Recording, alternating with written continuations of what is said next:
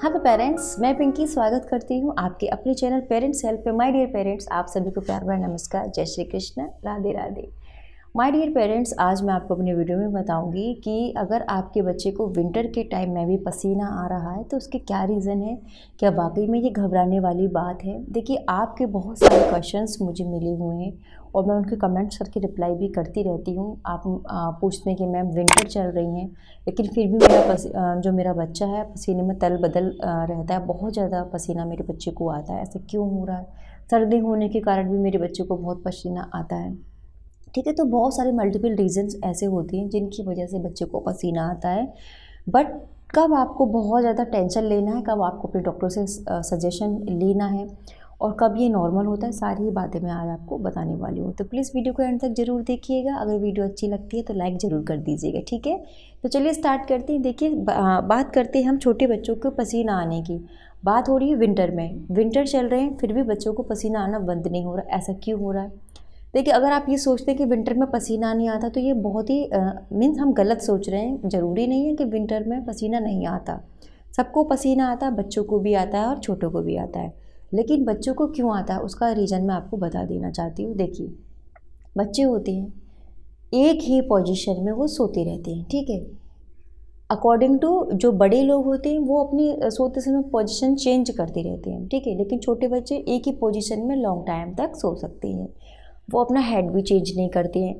क्योंकि जो हमारी स्वेट ग्लैंड्स होती हैं वो बच्चों की जो सर की तरफ होती हैं, वहाँ पर क्या होता है कि बच्चे का जब सर एक की तरफ स्टेबल है तो चेंज ना होने के कारण जो बॉडी का जो टेम्परेचर है वो स्टेबल नहीं हो पाता है, ठीक है। तो क्या होता है कि बच्चे के सर जो फेस पर, नाक पर, कानों पर और बालों में बहुत ज़्यादा पसीना आ जाता है, क्योंकि बच्चा एक ही पोजीशन में काफ़ी टाइम तक सोता रहता है।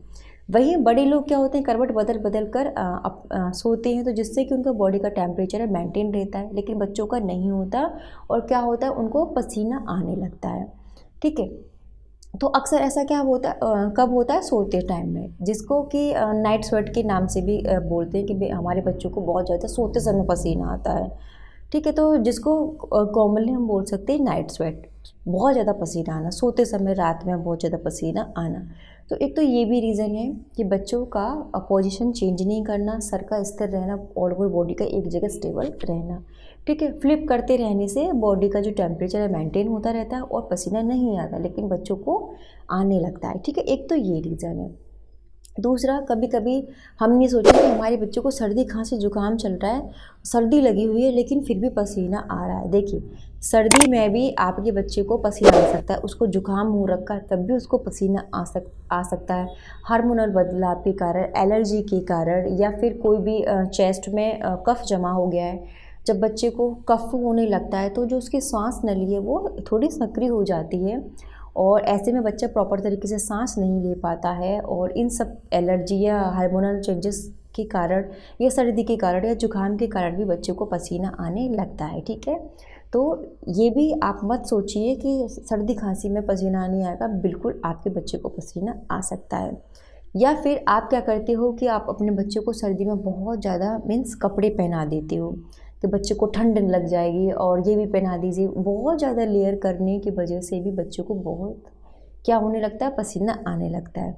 या फिर आप अपने बच्चे को बहुत ज़्यादा गरम गरम चीज़ें खिला रहे हो।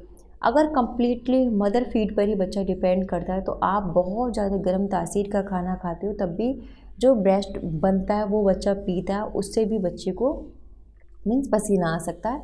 तो ये भी, इसको भी एक रीज़न हम मान सकते हैं, ले सकते हैं, ठीक है। या आप अपने बच्चे को मीन्स बहुत गरम गरम तासीर की चीज़ें खिला रहे हो, खाना खिला रहे हो, या रात में सोते समय आप अपने बच्चे पर बहुत ज़्यादा कंबल उड़ा देते हो या रज़ाइयाँ उड़ा देते हो, तो उससे भी बच्चा पसीना आने लगता है, ठीक है।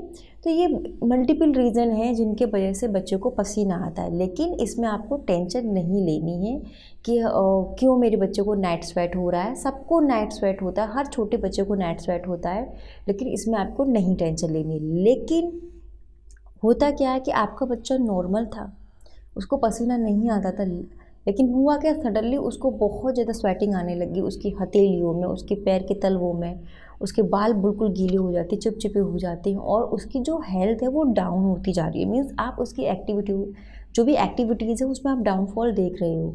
तो ये फिर एक हेल्थ इशू हो सकता है। इसमें हो सकता है कि आपके बच्चे को कोई प्रॉब्लम स्टार्ट हो गई है, ठीक है। तो ऐसे में फिर आप क्या करोगे, जब आपको ये सारे सिम्टम्स नज़र आते हैं कि मेरा बच्चे को एकदम पसीना आना स्टार्ट हुआ है, कुछ दिनों से उसको पसीना आना स्टार्ट हुआ है, वो सांस लेने में उसे प्रॉब्लम हो रही है, या फिर उसकी जो एक्टिविटी है वो बहुत ज़्यादा स्लो हो गई है, पहले की तरह बच्चा एक्टिव नहीं रहा है, तब ऐसी कंडीशन में बच्चों को हेल्थ इश्यूज हो सकते हैं। तो आपको इमीडिएटली डॉक्टर के पास जाना है और अपने बच्चे को चेकअप करवाना है, ठीक है।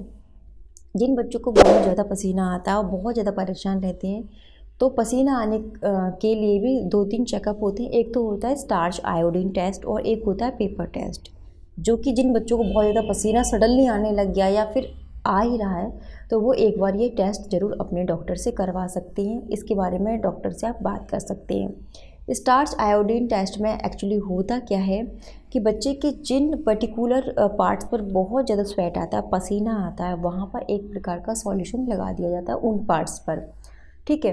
फिर उसके अकॉर्डिंग उनका टेस्ट किया जाता है कि रीज़न क्या है इतना पसीना आने का। सेम प्रोसेस होती है पेपर टेस्ट में भी।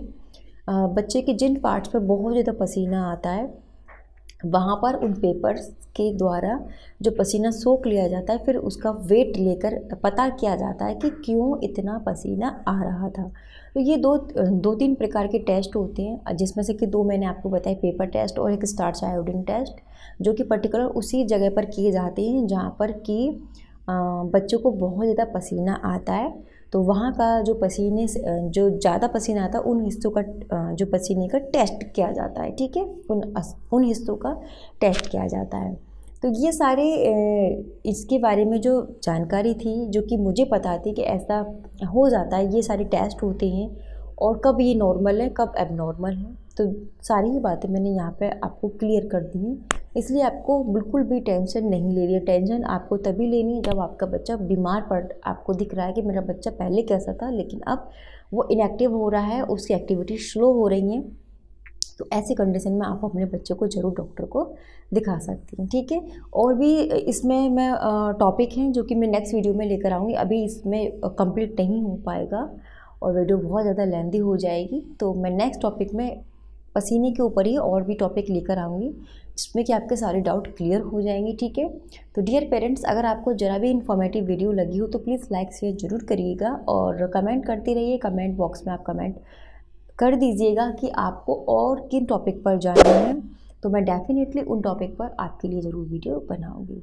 तो डियर पेरेंट्स, टेक केयर, अपने बच्चे का भी ध्यान रखिए, खुश रहिए, मस्त रहिए, टेक केयर, बाय।